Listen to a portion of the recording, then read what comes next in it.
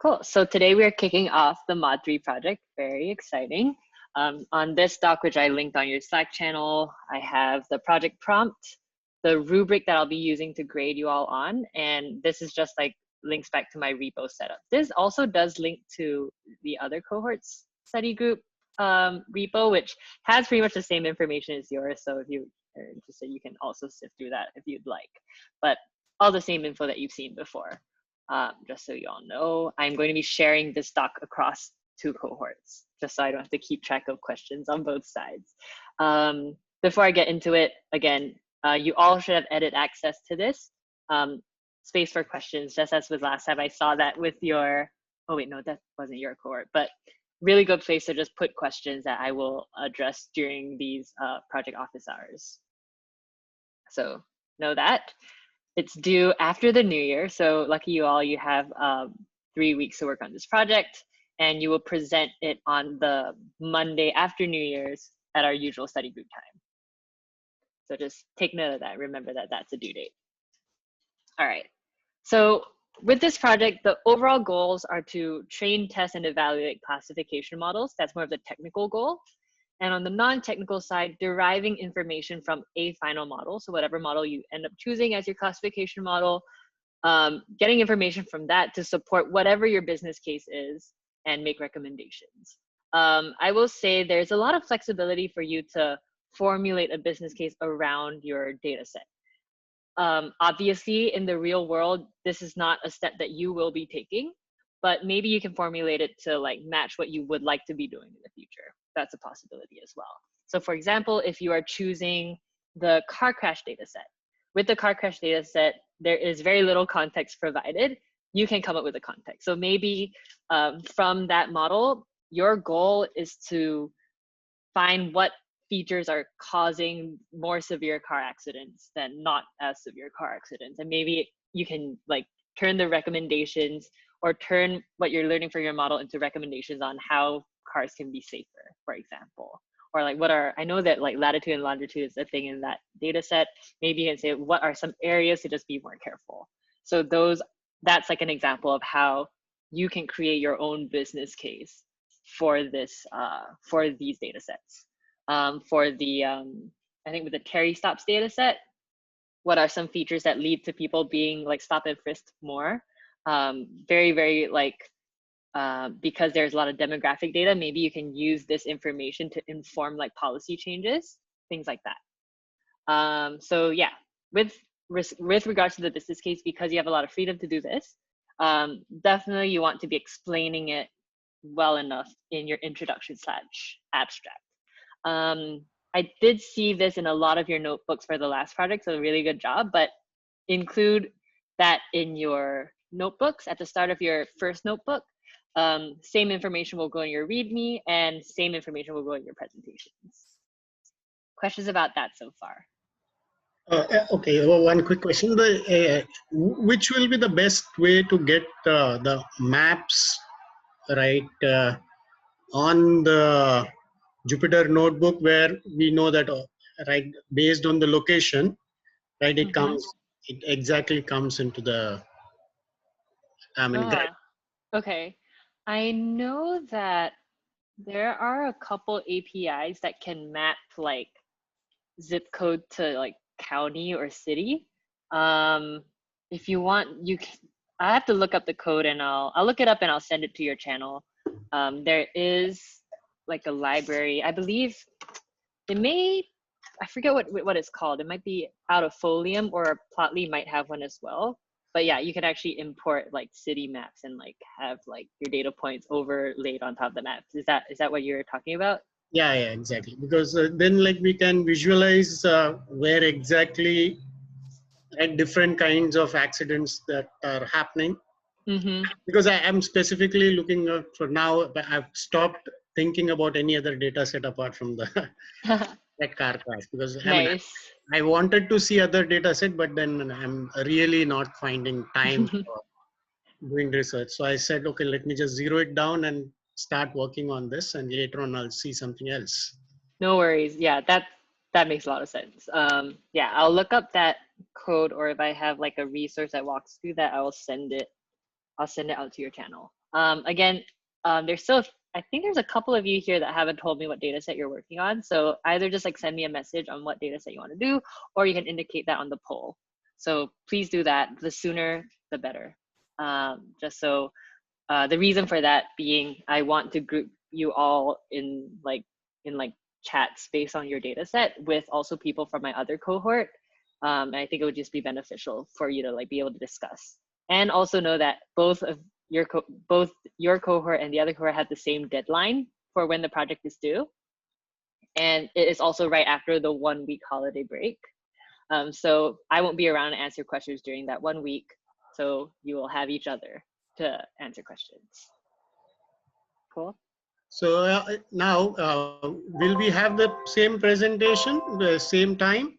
It won't be, well, the 2 cohorts presentations will be at different times. The other cohort has 23 people, so we can't have all of them in one sitting. So I will invite you all to the other presentations, definitely. But your presentations will be at our usual 6 p.m. Eastern time on Monday. And then theirs, I think, will probably be split up. Theirs are usually in the afternoon. So I'll split them and I'll send you all the invite as well. Oh yeah, that would help us a lot, because I think like the presentations, when others make it, like it gives us altogether a different perception. Yeah, definitely. And with a lot of things like I would not have even thought about for different people have, I mean, they have worked on data set. I've heard about football games, baseball games, all this, like which jersey number guy, right, is possibly going to, right, give you the best score. Things like that they have come up with. Yeah. So very, very cool. Especially like capstone presentations has a lot of variety. So again, whenever capstone presentations happen, I'll always invite you. Just not every class does presentations. Oh yeah. I mean, cool. Yeah. Awesome. Any other questions regarding like setting up the project? All right. So sometimes it's a back and forth process. Honestly, you don't always have to come up with a business case first. You can honestly like work through your modeling and then link it and then come up with your business case after based on the numbers that you get. So you don't necessarily have to complete these steps in order, but it makes sense for it to go at the top of your notebook. After setting up the context of your project, again, just import, clean, and do some EDA on your data. For these data sets, I believe most of them are fairly clean. So you don't have as many missing values as we did with like the first movie data set or the housing data set. I believe most of these data sets are cleaner. Some of them might be very, very big. So if any of you have issues with running the big data sets, just let me know. I can subset it for you. So yeah. At this stage, maybe you want to ask a couple questions about your data. This can maybe also drive the formulation of your business context. And most importantly, how do these features relate to your target variable? This is a very, very broad question, and there are many different ways you can display this data. But very, very common way of doing this is with overlaid histograms. So for example, if you're trying to predict if someone's getting stopped and frisked, right? Let's say you're using Terry stops data and like you have a 0 and 1 depending on whether someone gets stopped and frisked. One possible graph you can make, like for example, I don't remember what features are there, but for example, you have height. Maybe you have height in like inches. What you can do is you can plot a histogram for all of the 0 values and their height in inches, and all the 1 values and height in inches. And usually, if your histograms look different from each other, it's more likely to be a better classifying feature. And if your histograms pretty much look the same, then it's less likely that they will be a more classification feature. So that would be a good one. If you want to get more scientific, and this is not, it's not mandatory to do this, but might be easier to do a t-test. Sometimes it might be easier to do a t-test for like between the 0s and 1s. Are the means significantly different, for example? So that's something you can consider as well. So after EDA, and of course, EDA is not going to take up most of this project, so just remember that. Get into your feature engineering. And at this stage, and with this project, feature engineering is a little bit less important than with the last project. So for this project, pretty much all you have to do for most models, and I'll get into that in a little bit. For most models, all you have to do is like do your dummy variables, maybe some scaling, and then you're done. So this assumes before train test split. So before train test split, pretty much all you have to do is do your dummy variables. And remember, to prevent data leakage, don't do transformations that have to do with the distribution of your data before your train test split. And when you get to your train test split, this is where you can do your scaling. I've mentioned this a couple times. Only do fit transform on your X train and do your transform on your X test when you're doing your scaling. So don't forget to do that, or data leakage will happen. Questions so far before we get into the modeling? Actually, I have a question going back to the feature engineering. Mm-hmm. Suppose you do find like height is not an important factor, like they're both the same for both sets. Will you then perhaps just eliminate that from your model, from your data? Because it's probably not going to be that good of a classifier. Actually, you could, but a lot of, let me just run through all the models. I think I listed them all here. The only one that will affect is logistic regression. So I will talk a little bit more about where logistic regression comes into play here, but with every other model, if you have an insignificant feature, it doesn't matter. It won't change, or like your model will know that it's insignificant. So you actually don't have to worry too much about that unless you're doing logistic regression. I'll talk about that more in a little bit. Okay. That's a good question. Any other questions regarding before we get into the modeling? Yeah, like from your EDA, if you discover you want to like create a new variable, you can do that at this stage as well. It really, like creating new variables, it doesn't really matter where you do that. One thing to look out for is if you're creating a new variable, make sure that your new variable doesn't use your target variable. So for example, not in your class, but in the other class, I had a student feature engineer a variable that was highly correlated to the price variable. Ended up with a really, really great R-squared, but basically you wouldn't be able to get the value for that variable. And it was something like average price per population or something like that. Which is known as a confounding variable, which you can't get that information without the target variable. I don't know if that made sense. If that didn't make sense, don't worry about it. All right, so now we start the modeling process. So there are two main approaches that students can take with this. I will say like over 90% of students do this first method, and the first method being throw your data into every model, almost every model, and just see how they perform across all the models. So what you can do is, I've listed all of the models we've talked about here. Throw your X train, X test into all of them. Sorry, X train, Y train, test with your test set, and just see which one gives you better results. And then after that, you can zoom into a couple models and then just grid search on those. So that's one approach of modeling. The other approach of modeling is if you know that you want to focus in on fewer models, I do say minimum 4 models. You could just choose your 4 models before you start your modeling process and just do those 4 models. But I will say I would like to see a little bit more depth in each model. That means possibly like testing different hyperparameters for all 4 models, doing like a quick grid search for each, and then again, fine tuning, and then you still end up picking one. So it's really up to you what you prefer. Most students do the first approach of like literally like dumping your data into like 9, 10 models. How many is this? 1, 2, 3, 4, 5, 6, 7, 8, 9, 10 models, and then seeing which one performs best. Question about that, Yish. So when it comes to ensemble methods, does that count as one model, or how would that work? Yeah, so ensemble methods, unless ensemble methods is something that you really want to hone in on later, you can just use the vanilla ensemble method, which mostly are built off decision trees. If you try ensemble, like let's say you do AdaBoost and you try AdaBoost with decision trees, which is the default.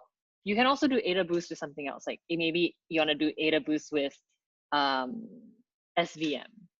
If you do that, it counts as the second model, if that was the question. So you can definitely try that. I would say most people, some people, I've seen people do it before, but it might complicate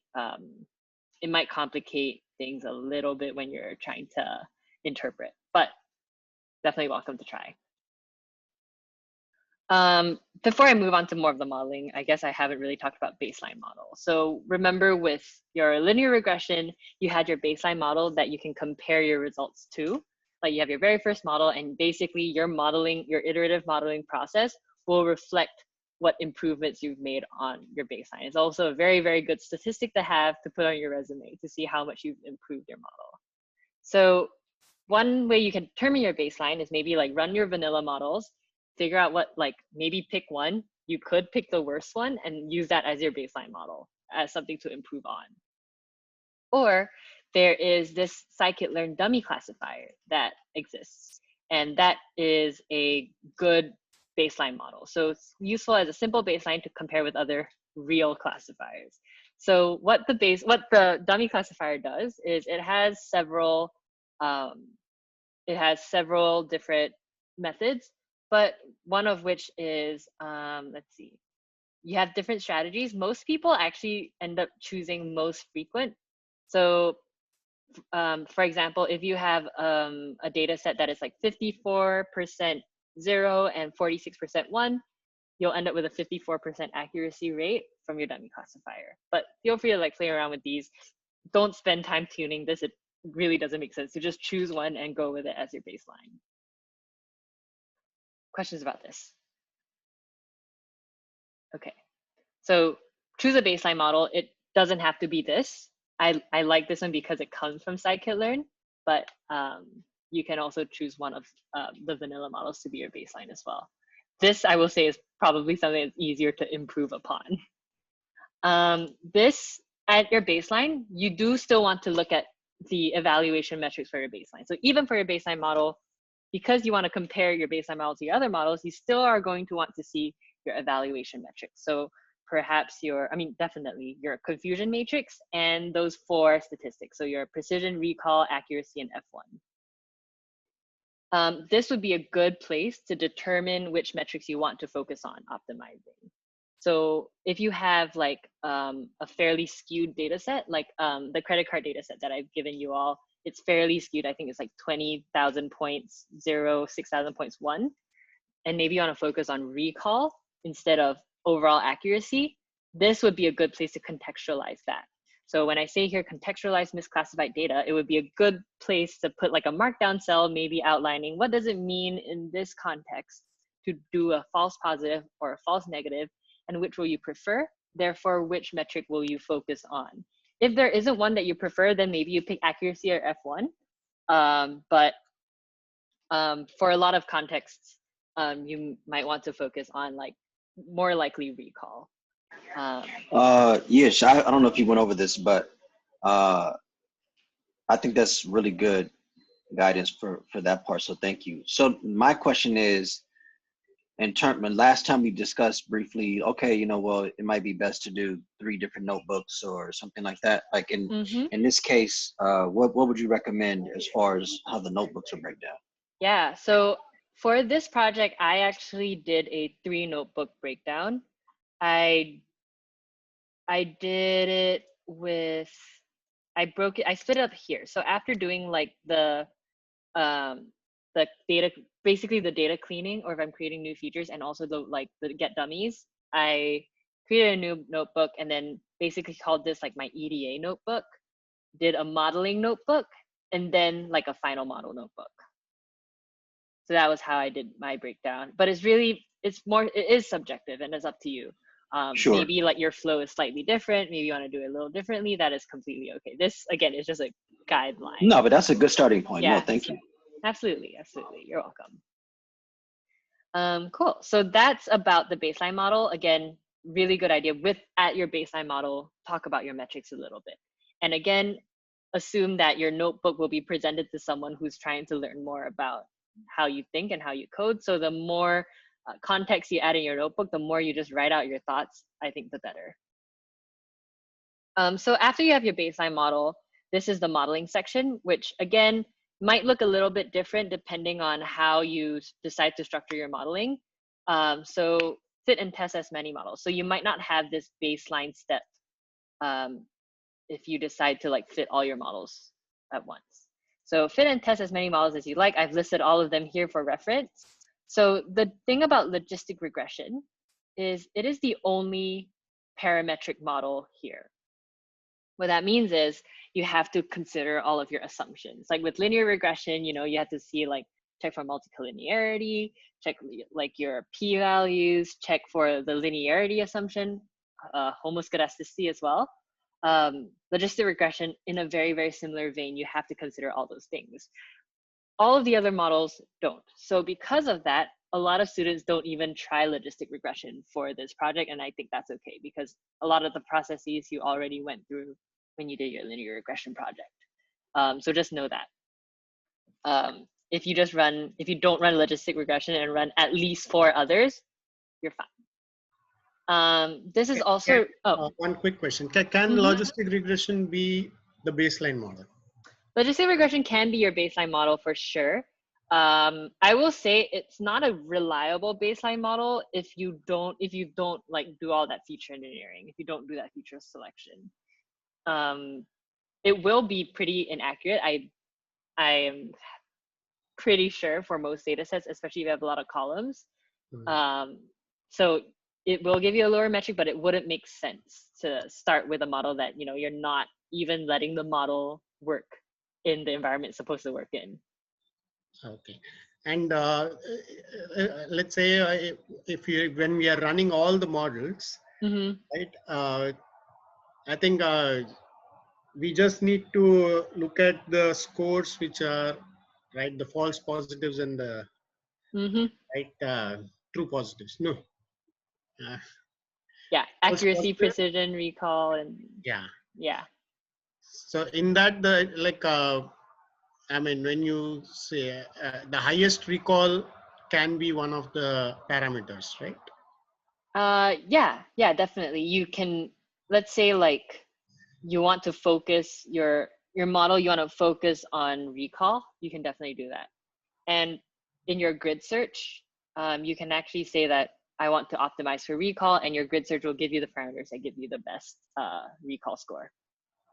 Okay. Yeah. Any other questions about like modeling?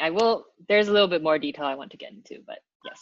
So just to be clear, we can elect to focus on one score. Yes. Yeah, definitely. Okay. Yeah. Okay. If let's say you have an go ahead. Yeah, go ahead. No. Please continue. Yeah. I was just gonna say that if you have an extremely imbalanced data set, like I have seen a data set where it's like a 99-1 imbalance. If you have that kind of data set, your accuracy straight up can be 99% if you just predict everything to be that class. And your recall is likely gonna be 0 at the very start. So because of that, you can do things like SMOTE or whatever to just focus on recall. So yes, you can absolutely select recall to focus on. So what I'm hearing from you say is the score or scores that we choose, we ought to show the reasoning for focusing on that particular score. Absolutely, yes. Probably somewhere like before you get really into the weeds of your modeling, just find a place in your notebook to contextualize your scoring and talk about, like, let's say recall, you really want to reduce your false negatives. So yeah, just say that. And in context, what is a false negative, blah, blah, blah. And there it'll be contextualized and it'll make a lot of sense to your reader why you want to focus on recall rather than something like accuracy.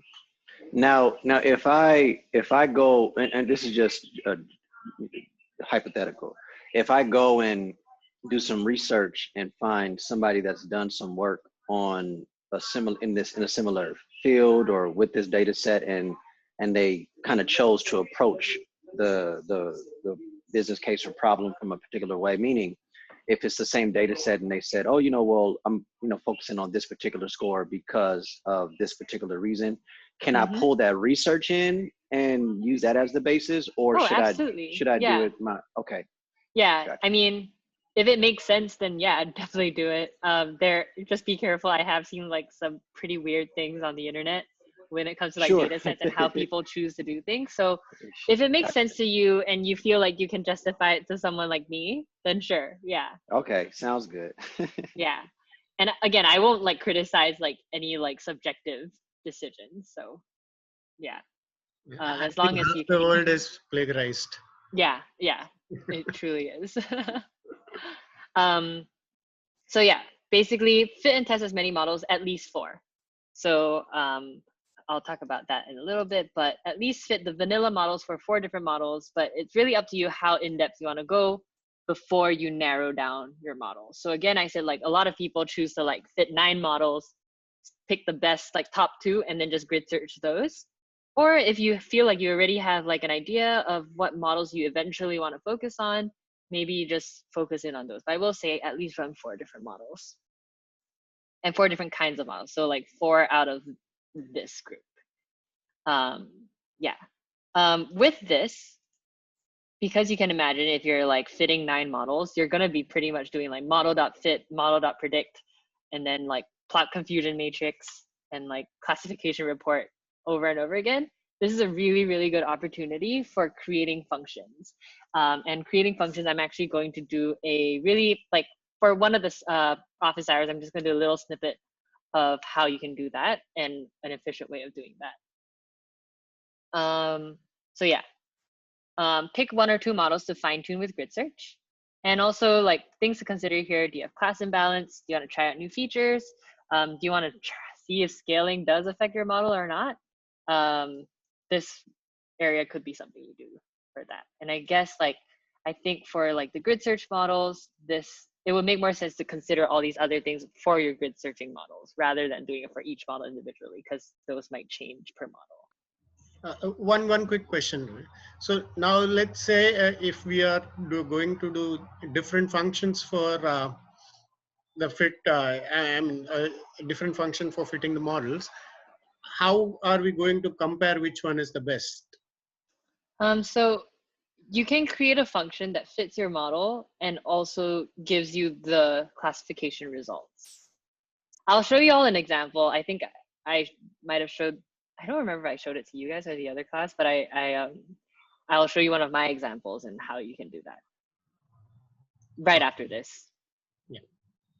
So yeah, you can definitely write a function to do, and it's up to you how big or small you want your function to be. Mine was kind of overkill, but you can also like functionalize just like the evaluation part. So yeah, once you've decided on your final model, typically the one with the best results, interpret your evaluation metrics. So if you have a like 99% accuracy and like a 60% recall, what does that mean in context? Again, depending on which model you pick, you might be able to do a feature level analysis. So for example, a lot of the tree models have the feature importances that you can extract, and they'll just tell you like which features contributed most to the classification.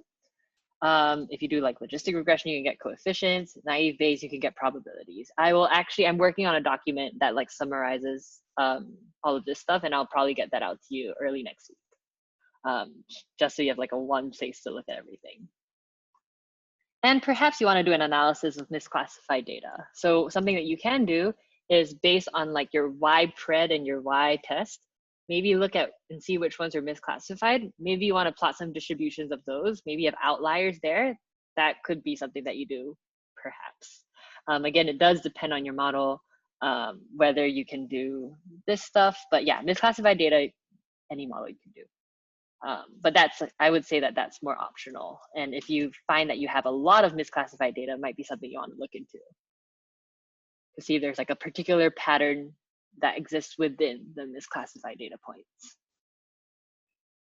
All right, as an optional step, same with last time, you can work on creating a prediction function. You can use scikit-learns.predict on like any array. The array just has to match your training data in terms of number of columns. We talked about pipelines during the last study group, so maybe you create a pipeline that also works for your test data. And yeah, this actually all comes together. You're creating an array of inputs that match the feature set that your final model was trained on. And one thing to check out, I'm not going to go into it now, but you can actually check out Python's input function. And if you have Python's input function, what input does is you can write a function that collects data. So with input, what input does, it actually stops your code and invites the user to input data as and when. So you can basically, when you run the cell, it'll ask for an input and you can basically feed in numbers into your function that way. This I've linked has an example of how you can do that. Finally, in your recommendations and future work, this is something that I'm really going to be looking out for this project. Recommendations should be quantitative if applicable. So if you did do like a feature level analysis, if you did like most important features, maybe look at coefficients, if you did that, your recommendations should be quantitative and model driven, if not EDA driven as well. And also, what have you learned from this model? Pretty much the same thing as last time. And future work, basically all the things that you wish you could have done if you have more time. Finally, this is an optional section to have in a notebook. If you had like extra models that you ran that you don't think are worthwhile having in your notebook, just throw it in a different, either in a different section or a different notebook. That works. Cool, so that's pretty much the outline of your notebook. Any questions so far? All right, so what I'm gonna pull up is, I'm not sure if I did this, I'm pretty sure I showed it to you guys last time, but I'll get into a little bit more detail, but how I wrote my function for this project. And if GitHub would just load. I heard GitHub also has dark mode now, so that's very exciting. So anyways, what I did here was I actually created this model, this function to do all of the things for me. So this entire function, what it does is it saves an output. So what I'm doing here is I am starting out with a dictionary, and I'm actually going to return this dictionary later. What I also did was I timed my training. So training time for some models can take a very long time, and I'll show you all like my results to see like which ones take longer. So what I did here, whenever you call time.time, it saves your time in milliseconds or in seconds. It saves your time in seconds, sorry about that. And then I'm looking to see how long this process takes. And I call my train time as the current time minus start one time. So that will basically show you how long the training process took. And then I ended up saving my train time into my output there. So after I fit my model, I make the predictions on the train set just to see how it fit on my train set, and output all of the scores, F1, accuracy, precision, recall. And again, I save it to this dictionary. This is not the only way to do this, by the way. If you come up with your own function, I'd rather you do that. I also did like the metrics for testing data. So same stuff for testing. And finally, I also output the confusion matrix for my test set. What I feel like I would have preferred for myself, because I did this, like a year ago? Yeah, I did this in January this year. But I would have also did this for my train set. But yeah, what I did here, it outputs that entire model and the confusion matrix. So from here, for example, this function is called evaluate, and I use that function here. So KNN results, I do evaluate KNN, print out all of these numbers, which look great, and my confusion matrix. So I'm not retyping all of these over and over again. Basically what I did was I end up with a bunch of dictionaries that I just put together. Oh, I had to rewrite one for XGBoost because XGBoost does it slightly differently, which is kind of annoying. So just keep that in mind. Basically what I did was I put all my results together into a data frame so I could directly compare. And you can sort of see here, training time, gradient boosting took the longest, followed by like bag trees. Of course, these ensemble methods are training over and over again, so it makes sense. I also don't know I don't remember what sort of parameters I used, so I probably didn't I probably had it retrained over and over again for a very long time. But yeah, since I have everything here, it's a lot easier for me to choose my model after this. And then based on these results, I ended up picking the naive Bayes model because it was actually like the fastest to train and had like overall better results. So yeah, this is just an example of how you can write your function. With Python functions, everyone should end up with a different looking function. And it's a really, really good opportunity to practice functionalizing things. I will say not necessary for this project, but really, really good practice. Because in the future, when you want to take your model, and if you want to put your model somewhere else, it has to exist in functions. So a good way to practice that. When you get to your capstones, I'll be talking about how you can take your model and put it on a website, a very, very simple website. And that requires everything to be in functions. So definitely think about how you want to turn your stuff into functions. Questions about this? Cool. Don't copy my function because I will know if you do. So please don't do that. It's a very, very good idea to try writing it yourself. And if you're having difficulty, just ask me or someone else during like a one-on-one. So yeah, that is the third project. Any questions regarding anything about the project or anything mod 3 that we've talked about this entire mod? Is there a way to like put your function and let's say like import the libraries and everything just once so you don't have to do it if you're doing multiple notebooks? Absolutely. Yeah, that's a really, really good one. I was planning to talk about that in next Thursday's study group, but I actually did mention this last round's office hours when we did scripting. So I'll look for that video and then send it out to you. Basically what you have to do is take this function, and I actually prefer that you guys do this. You're actually going to take this function and put it into a Python file. So the one that ends with a .py, and then you can just import that file, and yeah, that'll work. And then you can actually just use the function without having to define it in your notebook. Yeah, so I'll look for that video. I'll make sure that it has that information in it, and I'll send it out to the channel. But I will go through it again, but next week, because Monday I want to talk about object-oriented programming, which was the very first topic of this mod that I didn't talk about, which might come in handy with defining functions. All right, thank you. You're welcome. Anything else? Cool. Well, good luck with your projects. If you haven't told me your data set yet, please just look through it and decide and let me know. Let's see, what else? Oh yeah, because I do want to put you all into groups with my other cohort so that you can at least have some conversation going about your data set. It'll be more relevant. Yeah. Final questions before we end this session. Oh yes, just wondering, that thing you're talking about, how to like put our code on like a website. Are you talking? Do you guys use like Streamlit? Streamlit is one way to do it. I actually have never used Streamlit, so I'm not going to talk about Streamlit. But Streamlit, Okay. A lot of my students actually end up using Streamlit, and I've had one student like put together her Streamlit website in like 2 hours from scratch. So I don't think it's very difficult to pick up.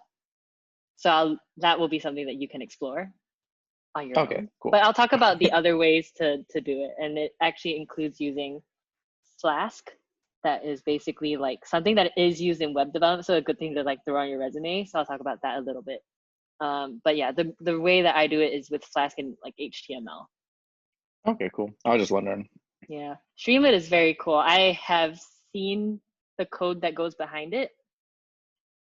So I know it's not very complicated, and yeah, it's pretty easy to set up. So definitely something to look into. And I'll send out those resources when we get to that stuff.